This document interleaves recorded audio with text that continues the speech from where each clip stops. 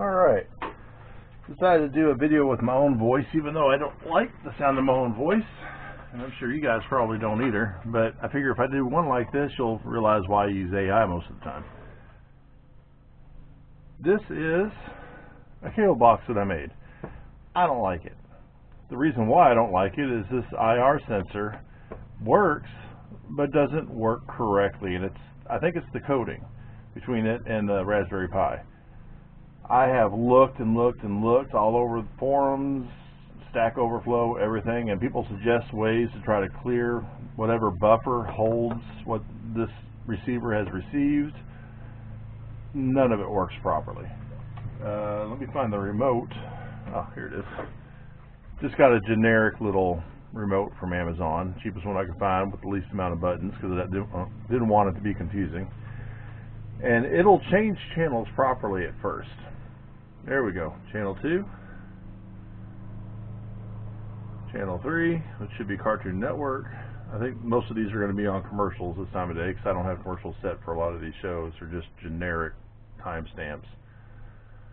Channel 5 should be a movie or a snippet. Yep, Mortal Kombat. One of my favorite guilty pleasures. MTV should be the next one. I don't know what song that is, and I'm not going to turn it up because YouTube will just take away this video. Channel 7 is the 80s channel. Constructs commercial. I don't know. You see where it's going. Go up to the TV Guide channel, and you'll see that I never set it for this type of signal. It's still set for a bigger screen, and I don't know if I'm going to change it or not. I might change and release this code when I release the TV code, just in case somebody else wants to try their hand at something with an RF converter, because this is 640 by 480. The actual television you've seen before is 1024 by whatever else that was. I can't remember. But here's the problem I'm having. Let's see if I can get to do it. I'm hitting channel up right now, and I'm scrolling through the channels, which is great. Sorry, there's a fly in the way. If I start hitting down, now it's going down. Let's hit up again. Well, see, now it's working. Eventually, it'll stop working, and I'll start hitting up or down, and then it'll keep going in the wrong direction. And go figure it out, and now it's wanting to work. Oh, there, it went down to channel 2, even though I was hitting up to channel 4. But now it's going back up again. It's like it holds an old signal in a buffer. And then when you hit another button, it releases the signal that it was holding instead. There it goes. I hit down, and then went up to channel 7. I'm hitting down again, channel 6. Hit down, channel 5. Hit up, channel 4. So it went down instead. Channel 3, even though I'm still hitting up. Now it's going up to 4. And that's just a pain in the butt. And I've scoured, like I said, different code sites, and everybody has a solution. None of them are working properly. I've gotten the problem minimized. It's not as bad as it used to be, but the fact that it's there makes me not want to really do anything with this. I like being able to sit across the room and change the channel, but I want to go to the channel that I want to see.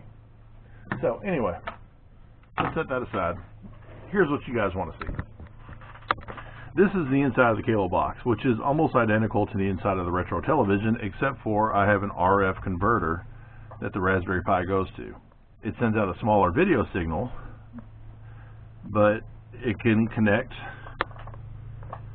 to any old television. Yeah, I see that signal's a little off to the left on this TV, but that might be the TV. It might be the converter. I don't know.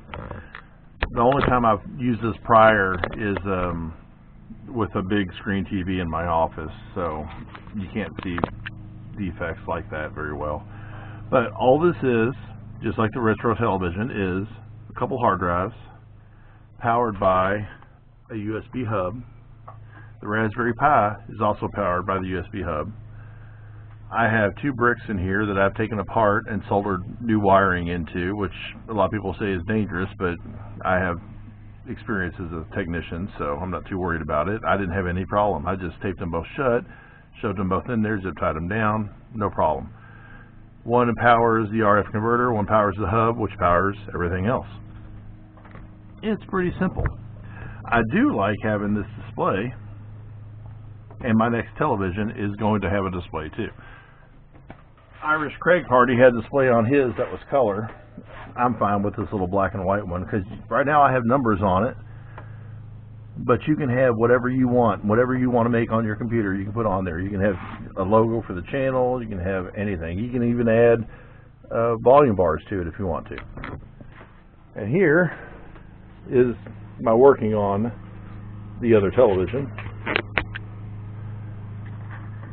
I was going to make it push button. I don't like the push buttons. I printed them out. I just don't like them. So I think I'm going to go back to having a turn knob. I have come up with a way to modify a knob so you can infinitely turn it. And then I'm going to write code so that will just keep going up. That way you can have up to like 100 channels instead of just being limited to the 12 that the knob normally does. And there's an old VCR under it, but just ignore that. And that's it, really. I mean, here's the lid to it. Never did paint it. Probably won't. It'll probably just get scrapped. I'll keep the case and seal it up, take the Pi out, take the hard drives back out, take the hub out, use it for another television, leave the RF converter in there. And that's about it. But I at least wanted to show it and demonstrate the issues that I was having with it, the reason why I'm not doing anything with it. And I might release the code with the other television code and mark it as, here's what this is for. I couldn't get it to work right. Maybe somebody else can. So we'll see. And also, you could tell why I normally don't use my voice. So depending on how this video turns out, I'll probably just go back to using AI voices again, which is fine with me. Nobody wants to hear me. But y'all have a good day.